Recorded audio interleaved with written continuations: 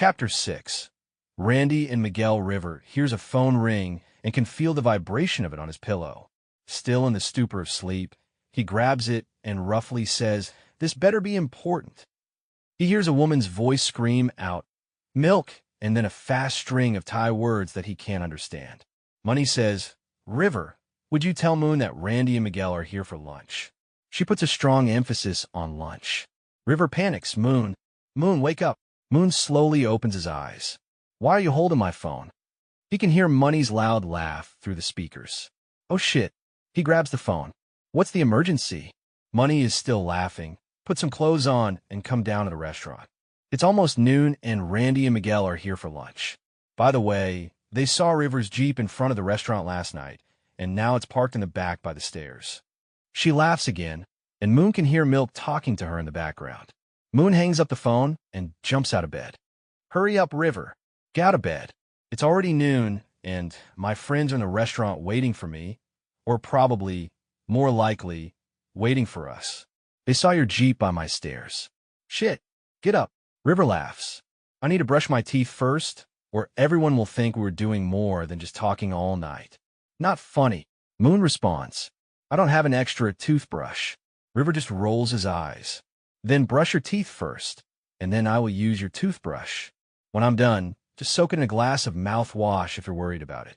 We're eventually going to be tonguing each other, so me using your toothbrush is no big deal." Moon acts like he is vomiting, but River just swears at him before saying, "I'm more worried about what I'm going to wear. My clothes from yesterday stink." Moon starts brushing his teeth and throws a pair of jeans and t-shirt at River. "Do you want to go commando? Or do you want to wear some underwear?" River puts on the t-shirt. "Give me some underwear. I don't want Richard making an impression of my jeans." Moon laughs. "You call him Richard?" "It's the proper name for Dick." River winks at Moon. They walk through the kitchen and have to endure cat calls from Milk before they enter the dining room. Money is sitting with two guys in the back booth, and they turn to Moon and River as they exit the kitchen. Money leans in and whispers something to the two guys. They laugh, and Money stands to walk back to the front of the restaurant. As she walks by Moon and River, she takes an exaggerated sniff of them. Moon smacks her on the shoulder. She just laughs as she walks away. Moon and River approach the back booth. They sit facing them. Moon gives each of them a menacing look before saying, "River, this is Randy and Miguel." Randy is a tall, skinny black Anglo mix with a short, soft fro. His hair has a bit of an orange tinge. His smile stretches from ear to ear, and his eyes twinkle mischievously. Miguel has obvious mind features. His dark hair is short on the sides, but curly and long in front. He's about a head shorter than Randy. Miguel speaks in a soft, almost feminine voice. "So, Moon, is this the guy you've been hiding from for a week?" Without looking at River, he flips his hand over and points at River. "Well, it looks like he caught you." Then he smiles and licks his lips. River laughs and says to Moon, "Are these the two guys you said were your only friends in school?" Randy puts his hand to his heart and fakes surprise. "Friends? Did you hear that, Miguel?" He looks at River. "He actually told you we were his friends? Hallelujah, Jesus." Finally, "Miguel, we made the cut." Moon snaps, "That's enough from you bitches. Be nice." Miguel says, "It's odd. We know you had a birthday party last night, and you told us it was family only. When we were going out last night to buy some weed, we saw River's Jeep parked in front of the restaurant. Then, when we came in for lunch just now, that same Jeep was parked under your stairs. So, sister, you have some explaining to do." River looks at Moon and then back at Randy and Miguel. "Let me explain it." Moon just rolls his eyes. "First of all, I didn't know yesterday was Moon's birthday. Money invited me to dinner, but didn't tell me anything about it. Then after she presented me to Moon as her birthday gift to him, I felt obligated to give him the best birthday he's ever had. After dinner, we went up to his place, and he rode me like a professional bull rider until we were both so exhausted. We passed out and didn't wake up until Money called us when you two got here."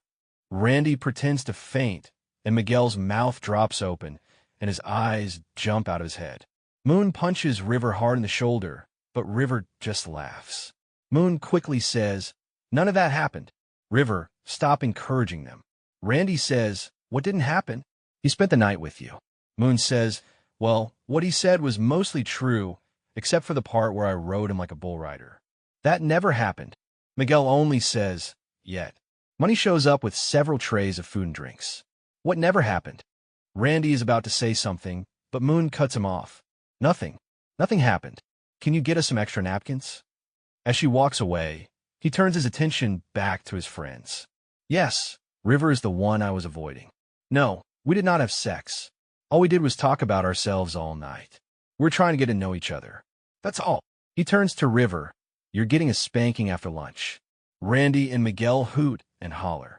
While they eat their lunch, Moon explains to River that Randy and Miguel are in the 11th grade and have been boyfriends since their freshman year. They're the only out kids at school, except for a couple of butchy girls on a basketball team, but they seldom get picked on or bullied because Randy's dad is the local sheriff. River interrupts. You mean this white trash of a town has a black sheriff? Randy points a finger at him. You presume too much. My mom is black, and my dad is one of those white trash, respectable members of the community. He laughs. Actually, he's a great man and very accepting. Most mixed-race couples and families are like that. River says, I'm sorry, Randy. I didn't mean to be disrespectful. Randy just smiles and waves the issue away. Moon confesses he doesn't hang around with them at school because he was afraid. I'm not worried about anything physical happening to me, but I'm still pretty damaged mentally from some of the things we talked about last night. River takes Moon's chin between his forefinger and thumb and turns his face to look at him. You don't have to be afraid anymore. We will get through this year together. Randy says, oh, that is so sweet. Babe, why don't you ever say sweet stuff like that to me? Miguel snorts and then shoves a hot Thai pepper in Randy's mouth. Randy starts acting like he's gagging. River laughs. Finally, some friends like I wanted to have in Montreal.